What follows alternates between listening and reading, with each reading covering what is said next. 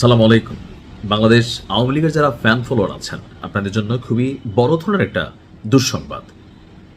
এই মুহূর্তে অনেকেই আশা করেছিল বা সজীব ওয়াজেদ জয়ের পক্ষ থেকেও একটা প্রস্তাব দেওয়া হয়েছিল এই মুহূর্তে সরকার পরিবর্তনের পর, অর্থাৎ যখন ডক্টর মোহাম্মদ ইউনূস ক্ষমতায় ছিলেন, তো তখন আওয়ামী লীগ এবং বিএনপির মধ্যে এক ধরনের একটা পজিটিভ ভাইব হওয়ার সম্ভাবনা ছিল। কারণ অনেকেরই ধারণা ছিল বা অনেকে মনে করতেন যে ডক্টর ইউনূস সরকার আসলে জামাতকে প্রেফার করতেছে অথবা এনসিপিকে নিয়ে কোনো পরিকল্পনা করতেছে। তো ওই সময় সজীব ওয়াজেদ জয় বা আওয়ামী লীগের পক্ষ থেকে বিএনপির প্রতি অনেক পজিটিভ বক্তব্য দেওয়া হয়েছিল।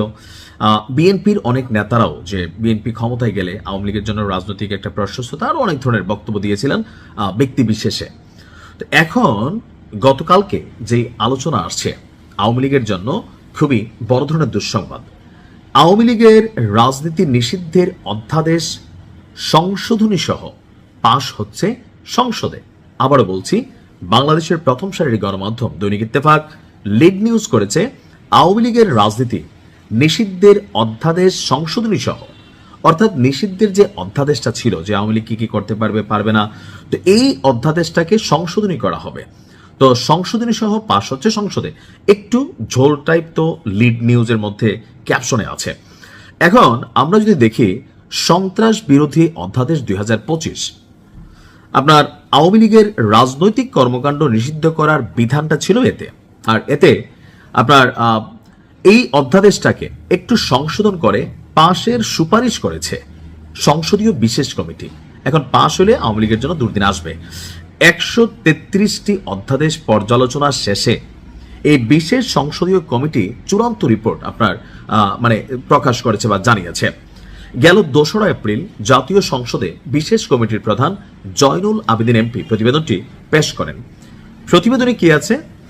মূল অধ্যাদেশে আওয়ামী লীগের নাম উল্লেখ করে রাজনৈতিক কার্যক্রম নিষিদ্ধের যে ধারা ছিল সেখানে কিছু পরিবর্তন বা পরিমার্জন এনে এটি পাশের প্রস্তাব করা হয়েছে। তো আসলে ঠিক কি ধরনের সংশোধনী আনা হয়েছে এই ব্যাপারে আসলে প্রতিবেদনে বিস্তারিত উল্লেখ করা হয়নি, বিষয়টা একটু হিডেন। এখন এখানে পজিটিভও থাকতে পারে, আই ডোন্ট নো, বাট পরবর্তীতে বলা হচ্ছে যে অন্তর্বর্তীকালীন সরকার কর্তৃক জারিকৃত এই অধ্যাদেশে কোনো নির্দিষ্ট রাজনৈতিক সত্তা বা সংগঠনের সভা সমাবেশ মিছিল এবং প্রকাশনা নিষিদ্ধ করার ক্ষমতা সরকারকে দেওয়া হয়েছিল। বিশেষ করে ফ্যাসিবাদী শাসনের অভিযোগে আওয়ামী লীগের রাজনীতি নিয়ন্ত্রণের লক্ষ্যে এই আইনটি তৈরি করা হয়েছিল বা আনা হয়েছিল। বিশেষ কমিটি এই অধ্যাদেশটিকে সরাসরি বাতিলের তালিকায় না রেখে কিছু পরিবর্তনের মাধ্যমে স্থায়ী আইনে রূপান্তরের পক্ষে মত দিয়েছে। এর ফলে আওয়ামী লীগের রাজনৈতিক কর্মকাণ্ডের উপর আইনি নিষেধাজ্ঞার পথটা আরো প্রশস্ত হইল। একটা কথা আছে যে আশ্বিনে রান্দে কার্তিকে খায়, যেই বর মাঙ্গে ওই বর পায়। বর শব্দটার বিষয়টা হচ্ছে ইচ্ছা। আশ্বিনে রান্দে কার্তিকে খায়, অর্থাৎ আপনি আজকে যে চারা বপন করতেছেন এটা কিছুদিন পরে আপনার জন্য গাছে পরিণত হবে। আর যেটা আপনি মন থেকে চাইছেন, বারবার চাইছেন, সেইটাই আপনাকে ফেস করতে হবে। এখন আমি এই কথাটা কেন বললাম? আওয়ামী লীগ সরকারের সময় জামাত ইসলামের রাজনীতির উপর যে নিষেধাজ্ঞা দেওয়া হয়েছিল, বিএনপির সাথে অনেক ক্ষেত্রে, বিশেষ করে আমি সবসময় বলেছি, আগের ভিডিওগুলো এখনো আছে, যে মরহুম প্রধানমন্ত্রী বা সাবেক 3বারের প্রধানমন্ত্রী বেগম খালেদা জিয়ার সাথে যেটা করা হয়েছে এটা কখনোই রাজনৈতিক শিষ্টাচার ছিল না। ওনাকে যেভাবে জেল খাটানো হয়েছে যে সামান্য অপরাধে, এটা বিএনপি বা জনাব তারেক রহমানের যে ছেলে বা এই দলটির নেতাকর্মীরা কখনোই মন থেকে তারা এটা মানতে পারে নাই। আজকে তাদের হাতে ক্ষমতা আসছে, সো তারা তো একটা রিয়েকশন দেবেই, যেমনি হোক টেকনিক্যালি এটা দিবেই। এমনকি আওয়ামী লীগের কিছু কিছু নেতারা যারা বেগম খালেদা জিয়ার বেলায় এটাকে কি বলা হয় যে ধরেন সাপোর্ট করছিলেন, আজকে আপনাদের এটা রিয়েলাইজ করার সময় আসছে যে কিছু কিছু জায়গায় আওয়ামী লীগকে বিএনপি সরকারের আমলেও অনেক ধরনের সাফারার হতে হবে। এগুলা আওয়ামী লীগ আগেই এই বীজটা বপন করে গেছে। এটা অ্যাজ ফার এজ আমার বিশ্লেষণ যদি বা অ্যানালাইসিস আপনি ধরতে পারেন। এখন অন্যদিকে আপনার আরেকটি বিষয় নিয়ে এখানেও আলোচনা আছে যে গুম প্রতিরোধ এবং প্রতিকারে অন্তর্বর্তী সরকার নেওয়া কঠোর আইনটি যে পদক্ষেপটা নেওয়া হয়েছিল বর্তমান সংসদীয় অধিবেশনে কার্যকর হচ্ছে না।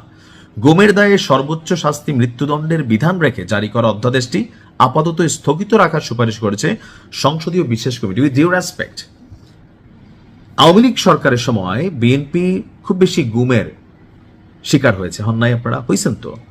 এখন আপনি ক্ষমতায় আসছেন, আপনি ক্ষমতায় আসার পরে এই গুমের যে আইনটা অন্তর্বর্তী সরকার করছে, আমি এটার পক্ষে ছিলাম, শতভাগ পক্ষে ছিলাম।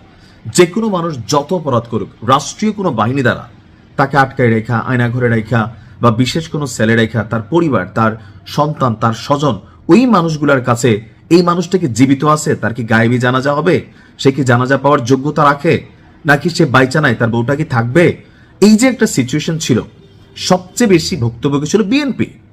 তো আজকে আপনারা ক্ষমতায় আসার পরে অন্তর্বর্তী সরকারের এই যে আইনটা বা গুমের বিষয়ে, এটা কেন আপনারা হাত দিচ্ছেন?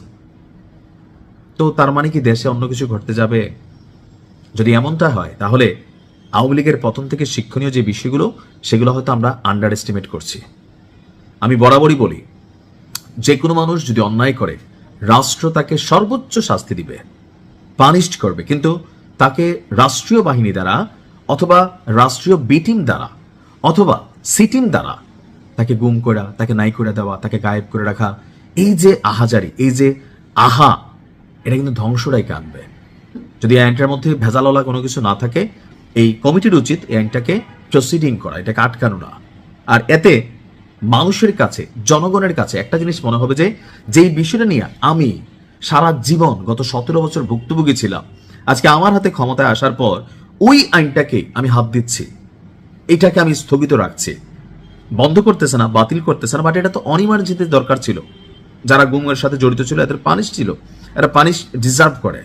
তো সেই ক্ষেত্রে এই ধরনের অধ্যাদেশ স্থগিত রাখা, এটা জনগণের মনে সন্দেহ তৈরি করে, নানান ধরনের প্রশ্ন আসলে সামনের দিকে নিয়ে আসবে। এটা থেকে পলিটিক্যালি আওয়ামী লীগ অ্যাডভান্টেজ পাবে যে হ্যাঁ, গুমিত হয় নাই, নাটক করছে, নিজেরা নিজেরা গুম হয়ে গেছিল। শেখ হাসিনা বলছে না, আবু তো হাদনান, ঘটনা তো অরিজিনালি, বিয়ে করে নাই হয়ে গেছিল, এটা কিন্তু অরিজিনাল, আমরা তখন মনে করছি গুম।